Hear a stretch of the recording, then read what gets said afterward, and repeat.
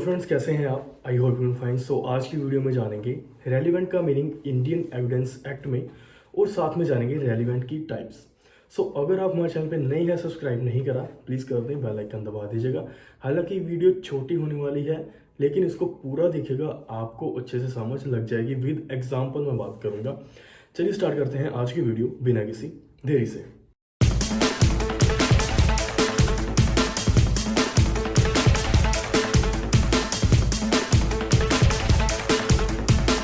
सबसे पहले दोस्तों, अगर हम बात करें रेलिवेंट के मीनिंग की, तो इसके दो मीनिंग निकलते हैं। सबसे पहला मीनिंग है कनेक्टेड, यानी कि किसी चीज़ का किसी के साथ कनेक्शन।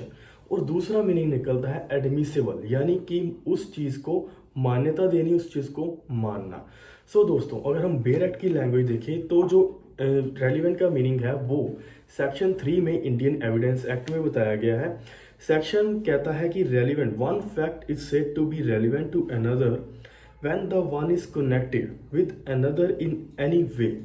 यानी कि रेलिवेंट का मीनिंग वो होगा जब एक फैक्ट दूसरे फैक्ट के साथ कनेक्टेड होगा किसी भी तरीके से, उसको कहेंगे कि हम वो फैक्ट जो है वो रेलिवेंट है।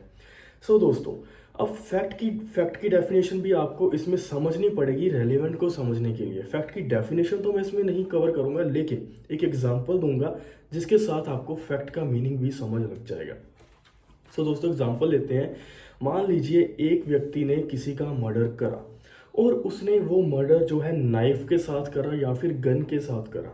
ठीक है, उसने मर्डर नाइफ के साथ करा और गन के साथ करा, और उसकी इंटेंशन भी थी, क्योंकि जिसका उसने मर्डर करा उसके साथ उसकी दुश्मनी थी। तो दोस्तों, इसमें फैक्ट कौन कौन से होंगे? सो इसमें फैक्ट होगा, एक तो उसका मर्डर हुआ, दूसरा फैक्ट होगा उसने उसका मर्डर कैसे करा, नाइफ के साथ करा कि गन के साथ करा।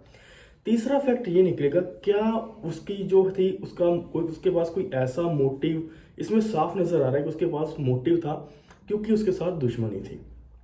ठीक है, ये देखेंगे क्या उसके साथ क्या रिलेशन था उसका। सो ये भी एक तरह का फैक्ट माना जाएगा। सो इसमें 3 फैक्ट हैं। अब रेलिवेंट क्या चीज हुई?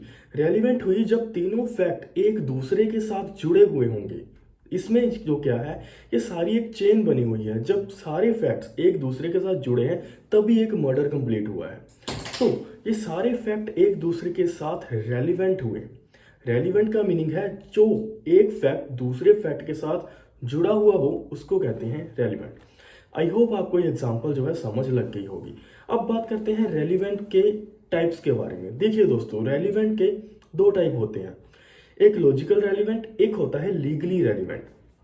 जो लीगली रेलिवेंट है आप सभी को पता है, जो हमारा बेयर एक्ट है उसमें लीगली रेलिवेंट की जो है कुछ टाइप्स बताए हुए हैं, कि जो कि मेंशन है सेक्शन 6 से लेकर सेक्शन 16 तक इंडियन एविडेंस एक्ट में।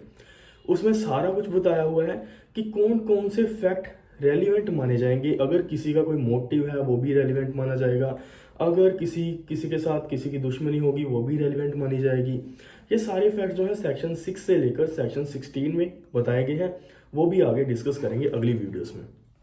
ये हो गई लीगली जो है रेलिवेंट। लीगली रेलिवेंट जो कि हमारी बेयर एक्ट में बताए गए हैं, वो सारे फैक्ट जो होंगे वो रेलिवेंट होंगे जो हमारे इस इंडियन एविडेंस एक्ट के बेयर एक्ट में बताए गए हैं।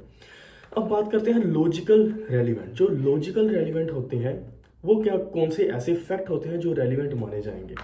फैक्ट क्या होता है? फैक्ट मैंने आपको बता दिया, कोई भी फैक्ट जो कि किसी भी ऑफेंस के साथ जुड़ा हुआ हो, जो भी किसी भी ओकेजन के साथ जुड़ा हो, उसको कहते हैं, वो फैक्ट होते हैं। और वो रेलिवेंट तभी होंगे जब वो सारे मिलकर एक जो है वो ऑफेंस बनाएंगे। ठीक है। सो दोस्तों, अब बात करते हैं लॉजिकल रेलिवेंट की। लॉजिकल रेलिवेंट होते हैं जैसे कि एक लॉयर और एक अक्यूज के बीच में जो भी कन्वर्सेशन हुई, वो क्या है, वो एक लॉजिकल रेलिवेंट है। हमेशा जो लॉजिकल रेलिवेंट होते हैं वो हमेशा लीगल रेलिवेंट नहीं होते। कई बार जो लॉजिकल रेलिवेंट होते हैं वो लीगली नहीं होते, उनको लीगली नहीं माना जाता। जैसे कि एक लॉयर और एक अक्यूज के बीच जो कन्वर्सेशन है, वैसे तो वो लॉजिकल है, क्योंकि अक्यूज जो है उसको अपने लॉयर को सारा कुछ बताएगा कि मैंने उसका मर्डर कैसे करा, कहाँ कहाँ पे सबूत है, ये सारा कुछ बताएगा। लेकिन ये लीगली जो है, ये फैक्ट जो है रेलिवेंट नहीं माने जाएंगे, क्योंकि लॉयर और अक्यूज के बीच जो कन्वर्सेशन होती है वो प्राइवेट रखी जाती है। Same as it is hearsay evidence की बात करें, हेयर से एविडेंस क्या होता है? अगर कोई तीसरा व्यक्ति कोर्ट में आकर कहता है कि मैंने ये इससे सुना था, मैंने ये ऐसा देखा था, तो अगर उसने खुद देखा होगा तब वो माना जाएगा, अगर उसने खुद सुना होगा तब माना जाएगा। अगर वो किसी थर्ड पर्सन से सुनकर वो बात कोर्ट में आकर कह रहा है, तो ऐसे एविडेंस, हेयर से एविडेंस होते हैं, ऐसे नहीं माने जाते। हो सकता है अगर उसने कुछ सुना हो तो हो सकता है कि वो सही सुना हो, ठीक है। अगर उसने सही सुना होगा तब भी वो हेयर से एविडेंस जो है वो कोर्ट में नहीं माना जाएगा। वो भी कई बार होता है, हेयर से एविडेंस जो होते हैं वो लॉजिकल तो सही होते हैं, लेकिन हमारा कानून कहता है लीगली वो जो है सही नहीं है। सो ये दो टाइप्स थी रेलिवेंट की। सो आई होप आपको समझ लग गई होगी। अगर आपको इससे रिलेटेड कोई भी क्वेश्चन है, आप मुझे कमेंट बॉक्स में जाकर क्वेश्चन कर सकते हो, मैं उसका आंसर जरूर करूंगा। और बाकी इंडियन एविडेंस के ऊपर कौन सा टॉपिक चाहिए आपको, वो भी आप कमेंट बॉक्स में बताएं, मैं उसके ऊपर जरूर वीडियो लेकर आऊँगा। आई होप आपको ये वीडियो जो है समझ लग गई होगी। अगर लग गई है तो इस चैनल को सब्सक्राइब कर लें, अपने दोस्तों को शेयर करिएगा और वीडियो को लाइक जरूर कर लें। लीगल एजुकेशन और नॉलेज लेने के लिए हमारे चैनल को सब्सक्राइब ज़रूर करें, ताकि जब भी मैं कोई वीडियो लेकर आऊँ आपके पास उसकी नोटिफिकेशन आ जाए और आप उस वीडियो को देख सको।